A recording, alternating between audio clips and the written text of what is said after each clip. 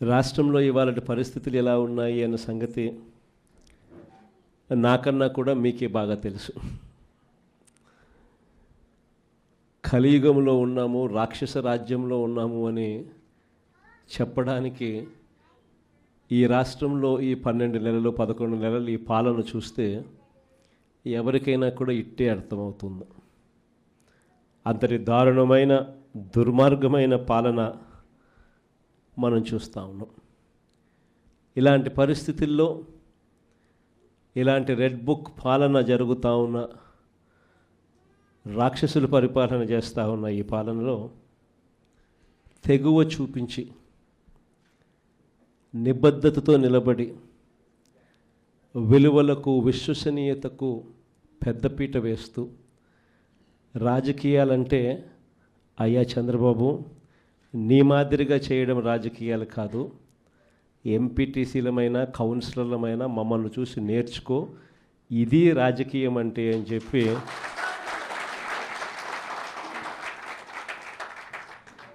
విలువలు విశ్వసనీయతకు ఇది అద్దం పట్టే రాజకీయము అని చెప్పి చంద్రబాబు నాయుడు గారికి కూడా చూపించే గొప్ప తెగువతో అందరూ కూడా గొప్ప తెగువ చూపించారు. మీ అందరి తెగువకు, విలువల పట్ల, విశ్వసనీయత పట్ల మీరు చూపించిన నిబద్ధతకు మీ అందరికీ కూడా హ్యాట్స్ ఆఫ్ తెలియజేస్తాను.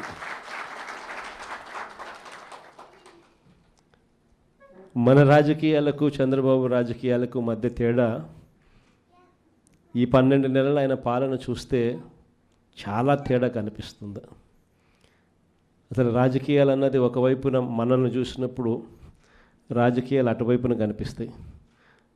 ఈ 12 నెలలు చంద్రబాబు నాయుడు రాజకీయాలు చూసినప్పుడు రాజకీయాలు ఇటువైపున కనిపిస్తాయి.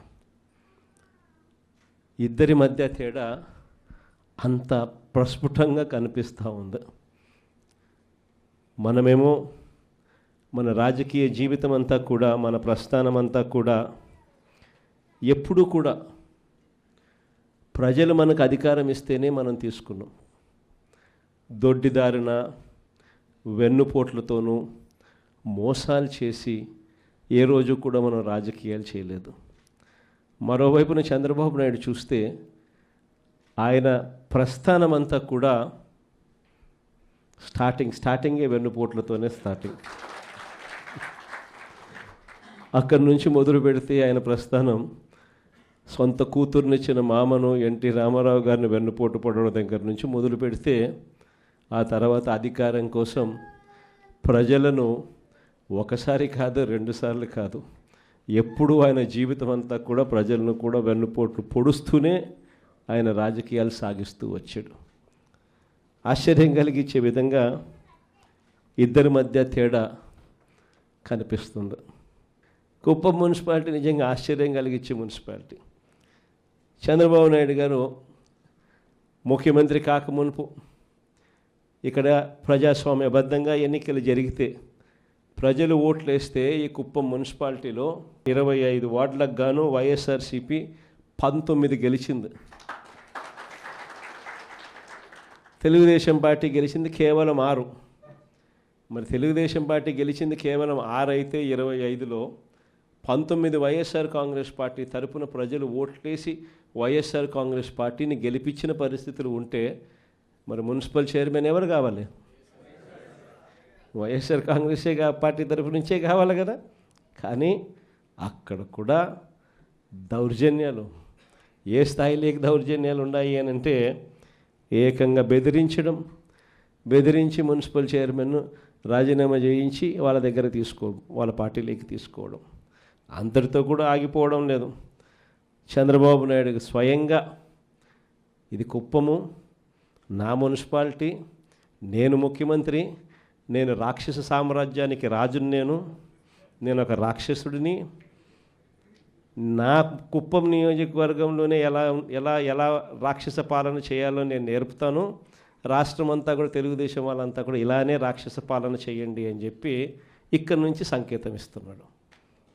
ఇచ్చి బలవంతంగా ఈ మున్సిపల్ చైర్పర్సన్ పోస్టు కూడా వీళ్ళే తీసుకున్నారు. నిజంగా ఆశ్చర్యం అనిపిస్తుంది. 6 గెలిచిన మీరు, 19 గెలిచిన మేము.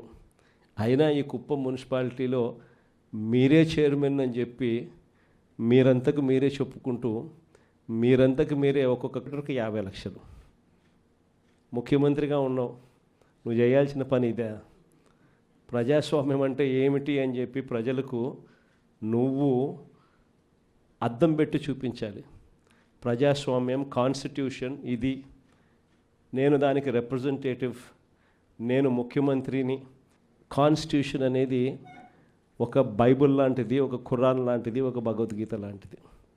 ప్రతి రాజకీయ నాయకుడు ప్రమాణం చేసేటప్పుడు కూడా చెప్తాడు, కాన్స్టిట్యూషన్కి నేను లోబడి ఉంటాను అని కూడా ప్రమాణం చేసి కూడా చెప్తారు.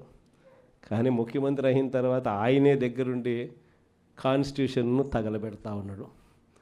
కుప్పం నియోజకవర్గంలో స్వయంగా ఆయనే తప్పుడు సంకేతాలను రాష్ట్ర వ్యాప్తంగా కూడా పంపిస్తూ 19 కౌన్సిలర్లు మనం గెలిచినా కూడా ప్రలోభాలకు, పోలీసుల దౌర్జన్యానికి నిదర్శనంగా నిలబడింది కుప్పం నియోజకవర్గం.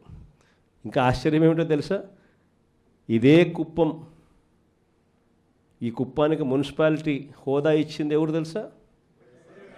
మనమే.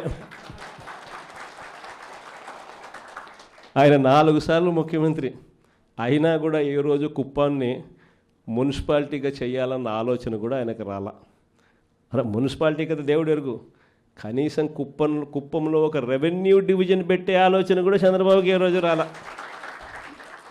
సరే రెవెన్యూ డివిజన్ కదా దేవుడు ఎరుగు, కనీసం కుప్పానికి తాగేదానికి నీళ్లు కూడా ఇచ్చింది ఎవరు అని అంటే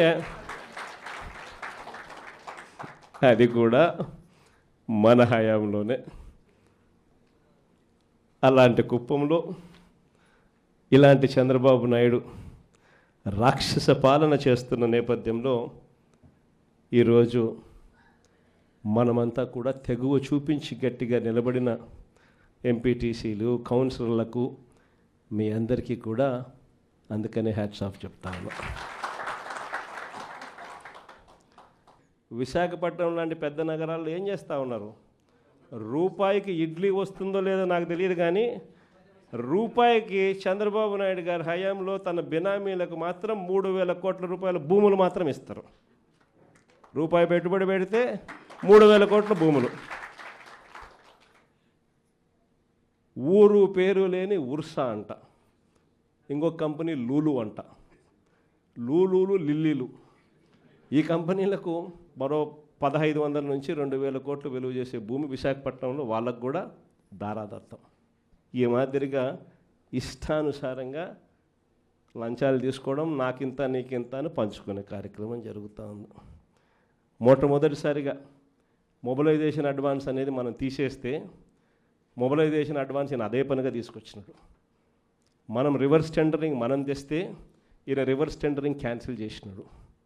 మనం జ్యుడిషియల్ ప్రివ్యూని మనం తీసుకొస్తే జ్యుడిషియల్ ప్రివ్యూని ఈయన క్యాన్సిల్ చేసినాడు. చేసి కాంట్రాక్టర్లు రింగ్ ఫామ్ అవుతున్నారు, ఇష్టం వచ్చిన రేట్లను పెంచేస్తున్నారు, పెంచిన రేట్లకు వేస్తున్నారు. వేస్తానే ఈయన మొబిలైజేషన్ అడ్వాన్స్ 10% ఇస్తాడు, 8% వాళ్ళు చంద్రబాబు నాయుడుకి వెనక్కిస్తున్నారు. డబ్బు ఈయన వాళ్ళకియడం, ఈయన మొబిలైజేషన్ అడ్వాన్స్ కింద 10% వాళ్ళకి ఇస్తే ఈయన 8% తిరిగి వెనక్కిస్తున్నారు ఈయన జోబిలీకి. విచ్చలవిడిగా కరప్షన్. మరోవైపున చూస్తే రెడ్ బుక్ రాజ్యాంగం. ఏం చెప్పాల్సిన పనులు. రెడ్ బుక్ రాజ్యాంగం గురించి నాకన్నా మీకే బాగా తెలుసు. ఏ రకంగా పోలీసులను వాచ్మెన్ల కన్నా దారుణంగా వాడుకుంటూ ఏ రకంగా రెడ్ బుక్ రాజ్యాంగం నడిపిస్తూ ఉన్నారు. ఇంతటి దారుణమైన పాలన సాగిస్తూ ఉన్నప్పుడు ఇలాంటి దుర్మార్గం ఎక్కువ రోజు నిలబడదు. ఈరోజు ఒకటే మీ అందరికీ కూడా చెప్తా ఉన్నా, ఇంతకుముందు హయాంలో, మన హయాంలో బహుశా కార్యకర్తలకు నేను అనుకున్న మేరకు నేను చేయలేకపోయి ఉండొచ్చు. ఎందుకంటే నేను వస్తూనే కోవిడ్ వచ్చింది. జూన్లో ప్రమాణ స్వీకారం మనం చేసాం. మార్చి కల్లా కోవిడ్ లాంటి మహమ్మారిని ఎదుర్కోవాల్సి వచ్చింది. ఇంతకుముందు ఎప్పుడూ కూడా ఊహించలేదు, ఇంతకుముందు ఎప్పుడూ కూడా చూడలేదు. రాష్ట్రంలో అయితే నాకు ఊహ తెలిసినంత వరకు నా వయసులో ఇలాంటి పరిస్థితులు కూడా ఉంటాయి, ఇలాంటి సమస్యలు కూడా రాగలుగుతాయని కూడా బహుశా ఎవరికి కూడా తట్టిండదు.